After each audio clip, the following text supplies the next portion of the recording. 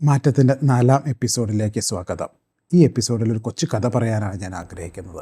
കഴുതയുടെയും കടുവയുടെയും കഥയാണ്. നിങ്ങളിൽ പലരും കേട്ടിട്ടുള്ള കഥയാകാം. കഴുതയും കടുവയും തമ്മിലൊരു തർക്കമുണ്ടായി. കഴുത പറയുന്നത് പുല്ലിൻ്റെ നിറം നീലയാണെന്നും എന്നാൽ കടുവ വാദിക്കുന്ന പുല്ലിൻ്റെ നിറം പച്ചയാണെന്ന്. തർക്കം മൂർച്ഛിച്ചു. കേൾവിക്കാരായി മറ്റ് മൃഗങ്ങളുണ്ട്. കഴുതയുടെ പക്ഷത്ത് ചിലർ ചേർന്നു, കടുവയുടെ പക്ഷത്ത് ചിലർ ചേർന്നു. സ്വാഭാവികമാണ്, നമ്മുടെ നാട്ടിൽ യാഥാർത്ഥ്യം എന്തു തന്നെയായാലും രണ്ട് പക്ഷത്ത് ചേരാനും ആളുകളുണ്ടാകുമല്ലോ. തർക്കം മൂർച്ഛിച്ചപ്പോൾ അവർ ഒരു തീരുമാനമെടുത്തു. സിംഹരാജാവിൻ്റെ അടുത്ത് ചെല്ലാം. സിംഹരാജാവിൻ്റെ അടുത്ത് ചെന്നു. കഴുത തൻ്റെ വാദവും കടുവ തൻ്റെ വാദവും അറിയിച്ചു.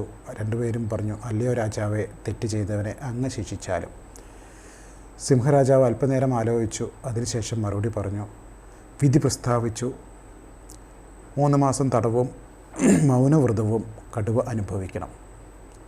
കടുവ അത്ഭുതപ്പെട്ടു.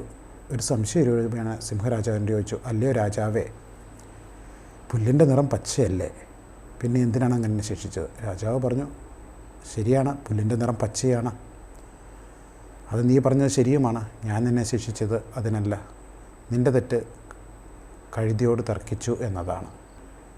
ഗുണപാഠം: കഴുതയോട് തർക്കിച്ച് സമയം കളയരുത്. കഴുതകളോട് തർക്കിച്ച് സമയം കളഞ്ഞാൽ നഷ്ടം നിനക്ക് തന്നെയാണ്. തർക്കത്തിലൂടെ ഒരാളെ നേടാൻ നിനക്ക് ഒരിക്കലും സാധിക്കുകയില്ല. തർക്കം ഒന്നിനും ഒരു പരിഹാരവുമല്ല.